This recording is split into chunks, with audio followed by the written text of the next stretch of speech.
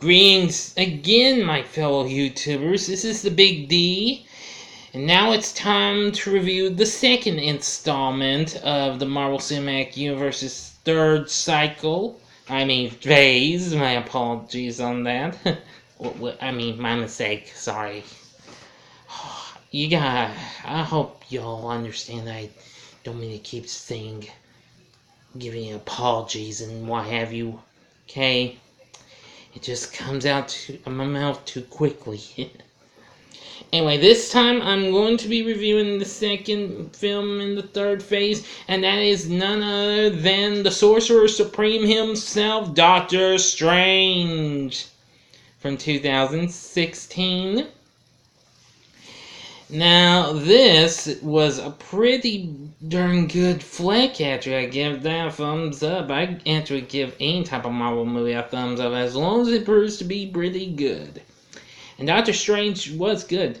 Now, there actually was a Doctor Strange movie that was done in the late 70s after the success of the Incredible Hulk TV series, but unfortunately it didn't quite take off the ground too well. I do recall seeing it, though. I don't have much recollection of it, though. But I do have some recollection of this movie, which proved to be pretty good. Anyway, the film stars Benedict Cumberbatch, who was in second installment of J.J. Abrams' Star Trek series, which was Into Darkness. Yeah, Into Darkness, and he played Khan in that, and also, more recently, last year, he voiced the Grinch in the recent Grinch animated motion picture. But anyway, he plays Dr. Stephen Strange, a surgeon who apparently injures his hands in a car accident, and soon he is trying to find a way to, fix them. But not even when he tries to get help from his former lover, played by Rachel McAdams, who I've known from several movies like Mean Girls and The Notebook, and plus a few other movies, until he meets a paraplegic guy. But the name slipped my mind.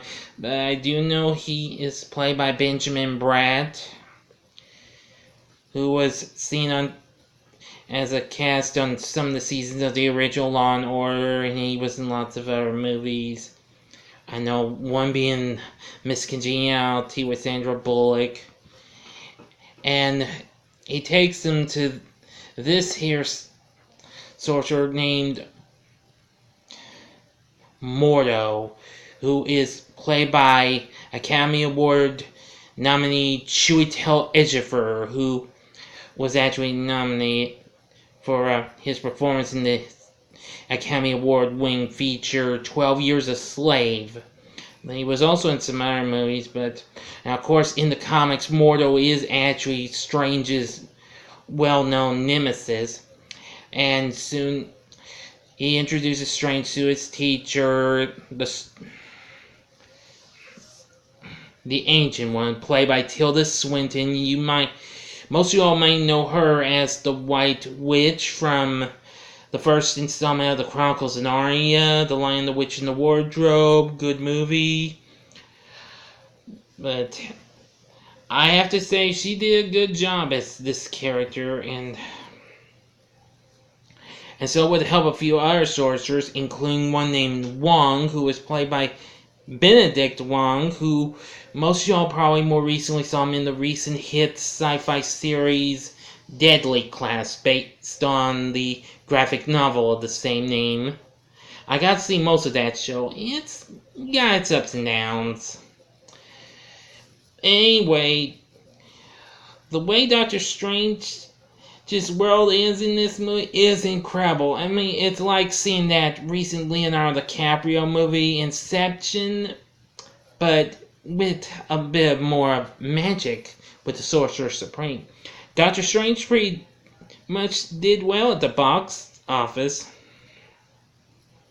I really enjoyed it, although I only saw it once, but you never can tell. I might be having the chance of watching it again. I'm sure of it. Because I did enjoy it. I praised the performance it's given well, even though we finally got to see him again, we did see him in a little brief appearance in Thor Ragnarok, which Thor and Dr. Banner, Mark Ruffalo, actually appears in the post-credits scene at the end. Excuse me. And of course, he returned in last year's Avengers Infinity War. Now, we are waiting on a sequel for this.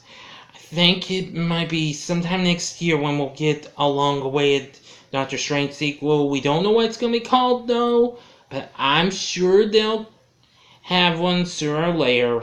But in the meantime, we'll see what will happen when Avengers Endgame comes this way this week. Definitely looking forward to it. In the meantime, if you've never seen Doctor Strange, you better see this. This is a very fun movie, and great characters are in there, etc., etc. Enough said.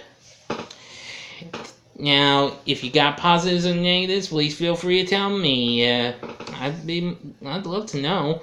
And you may leave other comments. You can just as long as I can accept them, of course. But or something like that. But you can also like and also subscribe as well, please, if you want to get some more heads up on all sorts of things. But anyway, that's my Doctor Strange review. Tomorrow, I'm going to try and do a rapid fire and possibly review the next 3 installments of Phase 3 that came out in 2017, which they are Guardians of the Galaxy Volume 2, Spider-Man Homecoming, and Thor Ragnarok. Both of those 2 I just happened to have watched the other day. Anyway, this is the Big D. Until next time, Excelsior!